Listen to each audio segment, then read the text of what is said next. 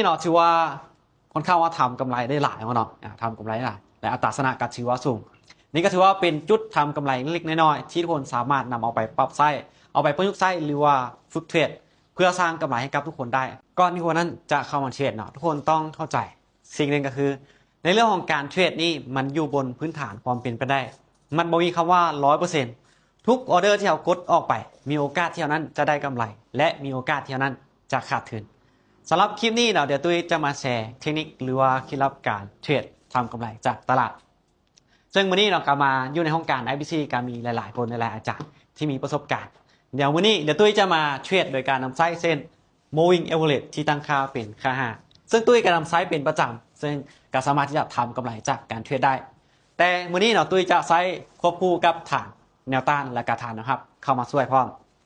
มาเดี๋ยวเอาเป็นออเดอร์ตัวไปเลยซึ่งออเดอร์นี้เขาน่าจะบ่ทันเพราะว่าเวลาของมันใกล้จะเบิดแล้วเดี๋ยวเอาเป็นออเดอร์ตัวไปซึ่งสังเกตว่าปัจจุบันนี่คือกราฟมันได้ลิ้นอยู่ในกรอบนะซึ่งฐานของมันเนี่ยในจุดนี้มันขึ้นมาใกล้กับฐานที่เป็นแนวต้านณปัจจุบันนี้นะถ้าว่ามันขึ้นมาใกล้จุดนี้เนาะมันตามจุดนี้แล้วถ้าว่ามีแท่งเทียนสีแดงลงมาประมาณนี้นะตัดเส้น S15 ลงมาออเดอร์ต่อไปนี่นะเขาจะตามขายลงมาเดี๋ยวรอลุ้นเหมือนกันในออเดอร์ต่อไปซึ่งถ้าใครที่ยังบอสามารถที่จะนำไซส์เปลี่ยนสำหรับเทคนิคเส้น moving average เนาะการสามารถที่จะเข้าไปเบื้องในแอปแดงได้ตุ้ยก็ได้มีคลิปหรือว่าวิธีการสอนการนำไซส์อยู่แล้วโอเคมาเดี๋ยวมาเบื้องในออเดอร์นี้เลยออเดอร์นี้ก็ถือว่าขึ้นมาตามกับฐานที่เป็นแนวต้านแล้วเห็นบ่จุดนี้ก็ถือว่ามีแห่งขายลงมาชัดเจนแท่งเทียนตัวนี้ก็เป็นแท่งเทียนที่มีแห่งขายชัดเจนเส้นตัวนี้ก็สีลงมามีโอกาสที่จะทะลุจุดนี้ได้อยู่โอเคออเดอร์นี้ขายเลยออเดอร์นี้กดไปที่ฟังขายไปที่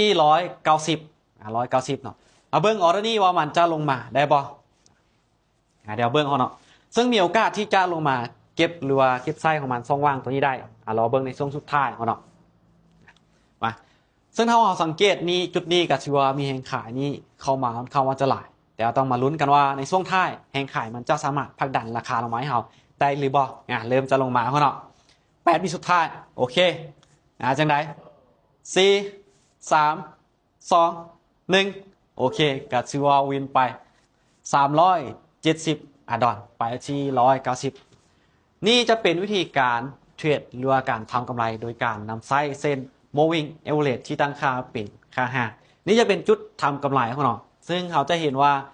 แห่งขายมันเข้ามาและการเส้น moving average ที่มันนี่นะโกงลงมาตัดเอาตามขายลงมาก็ชื่อว่าเฮียเท่านั้นวินไปซึ่งวันนี้เนาะชื่อว่าค่อนข้างว่าทำกำไรได้หลายเนาะทำกำไรได้หลายและอัตราชนะก็ชื่อว่าสูงนี่ก็ถือว่าเป็นจุดทำกำไรเล็กน้อยๆที่ทุกคนสามารถนำเอาไปปรับใช้เอาไปประยุกต์ใช้หรือว่าฝึกเทรดเพื่อสร้างกำไรให้กับทุกคนได้และสุดท้ายเนาะทุกการเทรดหรือทุกการลงทุนล้วนแล้วแต่มีความเสี่ยงใครที่จะลงทุนสิ่งใดสิ่งหนึ่งอยากให้ทุกคนนั้นศึกษาให้เข้าใจละเอียดก่อนที่จะตัดสินใจลงทุนสิ่งนั้น